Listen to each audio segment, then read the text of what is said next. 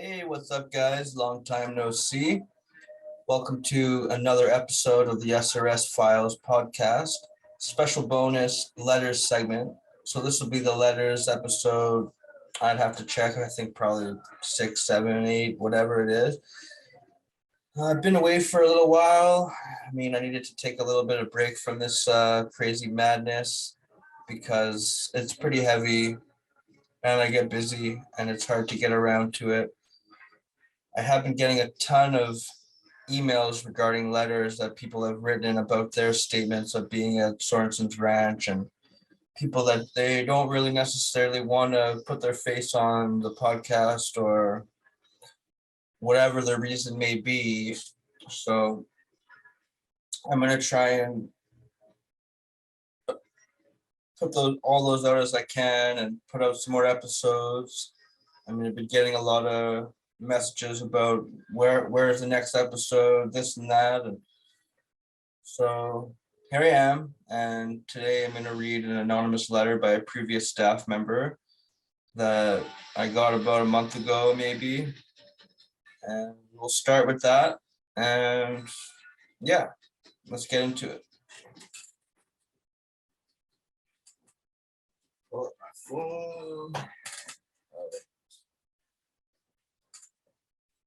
So this was dated November 16th, 2021. Dear parent, considering sending your child to SRS. This letter is for any parents out there that are considering sending their child to Sorensons Ranch School in Cushing, Utah. I am a former staff member of Sorensons Ranch. I have 6 words for you. Please do not send them there. I am going to go into some detail in this letter. I have chosen to write this letter anonymously because I am scared of the backlash from the Sorensons family. I want to start off by saying if you love your child and you want them to get help, this is not the place for them. I know on the outside it seems like a nice place and that they have all their ducks in a row. However, that is not what it looks like on the inside. Your child will be mentally and physically beat down until they honestly cannot take it anymore. Once they cannot take it anymore, they will decide to comply. But there will always be that one or more staff member that has it out for your child. Just when your child thinks they are going to be able to earn privileges, there will always be this staff member who decides to knock them down, simply because they do not like them, or they get enjoyment of watching your child fail. They will get yelled at, cussed at, and verbally beat down on a daily basis by a grown adult that has a complex with their own life. That is the mental part of it. I will move on to the physical part of it. They will have to endure countless hours in the harsh weather elements, hiking 10 miles a day, sitting in a field, or any other random place a staff decides to sit them. They will have to endure brutal workouts that most of the staff there that work there would not be able to do without crying, passing out, or throwing up. If your child decided they could not physically take any more of these punishments, well, then they would be restrained. A restraint is where multiple staff that are much bigger than your child will physically put your child on the ground and hold them there until they comply. Here's the thing with the restraints. If the staff doing the restraint does not like your child, well, they will take the restraint to the extreme, sometimes resulting in broken limbs, bloody noses, and cuts on their faces. While your child is laying on the ground with their faces in the dirt or cement, begging for them to stop, the more they beg, the worse the restraint will get, because they will say that they are not complying.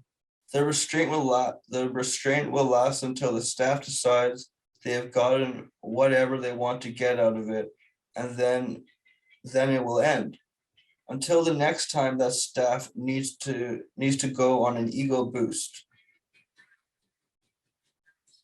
Moving on to the owners and staff at Sorenson's Ranch School. They turn a blind eye to what is really taking place at their facility.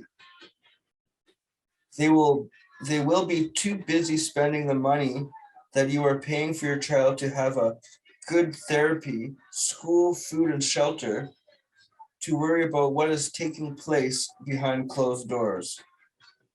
When they do find out what has taken when they do find out what has taken place, it is swept under the rug and nothing ever happens. I guess that's what happens when everyone knows everyone and the police in the town work at the ranch too. When it comes to staff, they hire anyone off the streets. You do not have to have a degree or experience working with you do not have to have a degree or experience working with troubled kids to work at Sorenson's Ranch. The training you get when you work there is how to restrain kids, manipulate kids, and lie to parents. I honestly cannot even tell you how many times I have heard the words, they are not ready to come home. They are not working their program.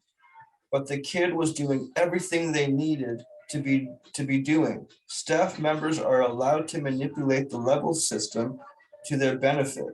If they do not like a kid, they can automatically drop them levels and make their lives worse. Not to mention that there have been reports of sexual abuse happening at the ranch at the off-campus houses, which was also swept under the rug. Sorenson's Ranch School is in no way a drug rehabilitation for youth. If anything, it teaches them more about drugs than when they got there.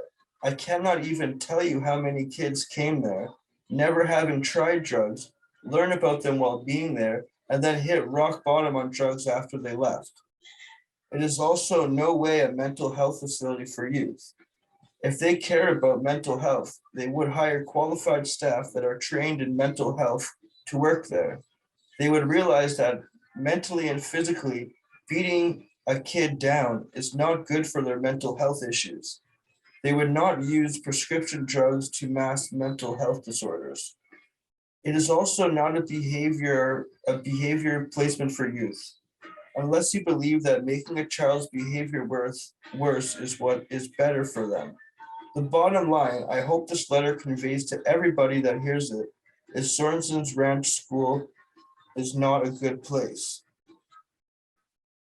It is a very bad place, and it harms kids. It does more harm than good. It does more harm than good. Please do not consider sending your child to Sorenson's Ranch School. Yeah, so that's the letter. Thank you so much, whoever wrote that, for sending that in. That kind of goes to show pretty much what I and everyone else has been saying on this podcast is true, especially coming from a staff member's point of view. It's so satisfying to hear those words come out of an ex-staff member's mouth. I personally feel like I fell a victim to the you must work your program, you need this, you need that, or someone doesn't like you, they can put you down and make your life miserable. Luckily, I was pretty good at manipulating by learning there and just being one step ahead, or trying to be, that I was able to get on the good side of a lot of the staff members, and I was able to get by as best as I can, working my way through the system, even though they told me when I did everything I needed to do, got to the highest level and everything, and I'm like, I'm doing the best I can. All I can do is get sent home from here. You're not working your program. You need to do more. You need to do this. You need to do that.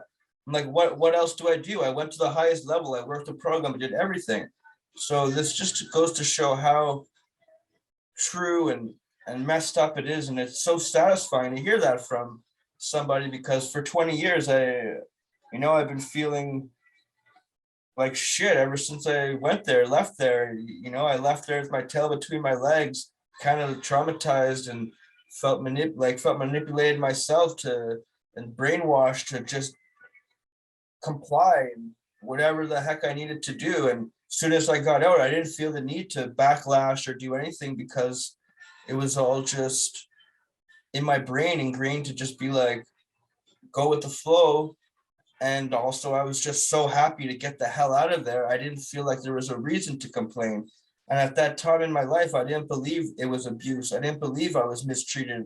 I just believed that it was a really horrible time, and I hated it. And and I deserved to be there because I was a bad kid.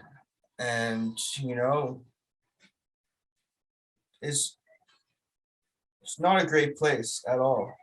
I mean, the reason why I probably took a break from the podcast is because I was getting really upset. I was getting really emotional all the time thinking about it. It brings up a lot of pain, and I feel like I also in a way healed a lot from the first 8, 9 episodes we put out and the letters, and hearing people communicate with me. And I felt a lot of healing from that, because that's another reason why I probably also took a break, is because I'm like, okay, now I need to take a breather. And one thing that was great for me is my mother started listening to the podcast, and she actually apologized to me for sending me there, saying if she would have known, she would never have sent me there.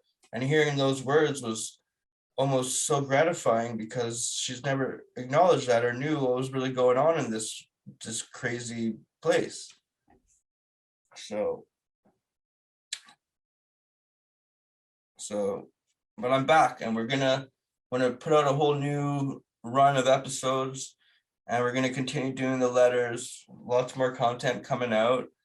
It's something I took on, and I'm not gonna give up on it. I don't believe this place should exist, and I don't think that it's fair for these people to make money off of people while they're abusing them and sexually abusing them and taking advantage of them. These are sick fucking people. I'm sorry to swear, but they're sick people. Sick people who are pedophiles and people that are taking advantage of people, scam artists and abusers. These are not people you want to put your children's lives with. So I beg any parent to not send their kids there. And for every person that's listening, I fucking ask you, please spread your story out. Contact me, send me a letter. The more I get, the better. And if you can like the button below, put a comment and like this page, that would help. The more exposure we have about this place, the better. I feel the more of the exposure we have, the more of a chance more people will hear these horror stories and how bad this place is. And with this whole movement of what's it called? Forget what it's called. It's breaking the silence. This whole movement of the breaking the silence. That's why I started this podcast in the first place, is because it's a great time. People are acknowledging these schools as abuse and all these things, and we're breaking the silence, and we need your help. We need you guys to speak out and support, and I would really appreciate that. And then it would make it easier for me to do more episodes and put out more letters. So anyways, enough ranting for one day. That's today's episode of the letters. Thank you guys for listening. We'll catch you on the next one.